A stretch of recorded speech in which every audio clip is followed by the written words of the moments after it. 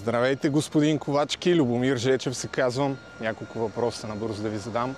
Радвам се, че идвате, предполагам, да разясните неяснотите около разследването на антикорупционния фонд. Може ли след завърши предаването тогава да ми дам интервю? Все пак набързо няколко въпроса. Викани ли сте от прокуратурата вече? Предпочитам след като завърши предаването. След това ще може ли да отговорите на няколко въпроса? Да, ще се постарая.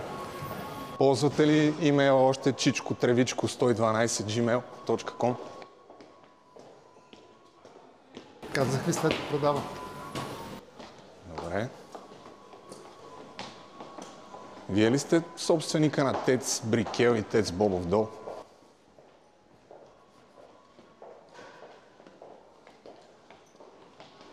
Къде ще е удобно да ви изчакаме след предаването? Да ви зададем няколко въпроса.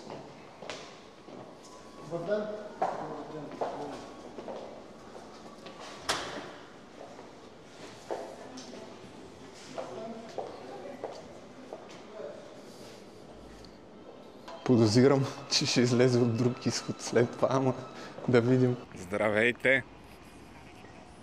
Това са двата Мерцедеса, с които Христо Ковачки стигна до студиото на BTV. Един въпрос набързо да ви задам. Какво е да се охранява един от най-богатите хора в България? Не желая да ме снимаш. Окей. Добър ден. И на вас. И на вас да задам този въпрос, господине. Какво е да се охранява милиардер? Не знам.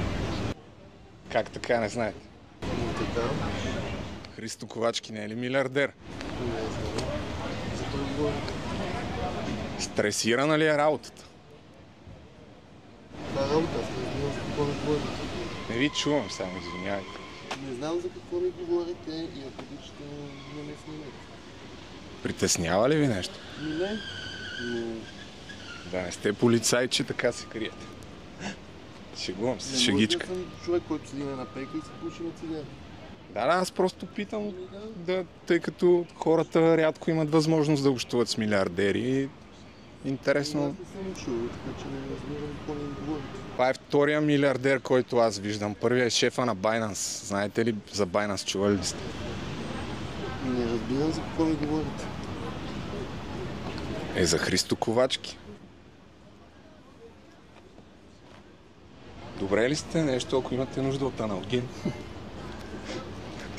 Не, защото имам чувство, че ви боли главата или? Не. Окей, всичко е наред. От същия вход ли ще излезе, или? Знаете ли? Не разбирам какво ми говорите. Седя на пейка и ми нарушавате личното пространство по принцип. Окей, добре. Довиждане. Хубав ден.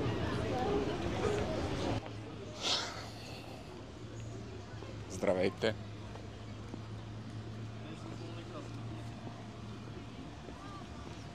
Господин Ковачки, от тук ли ще излезе?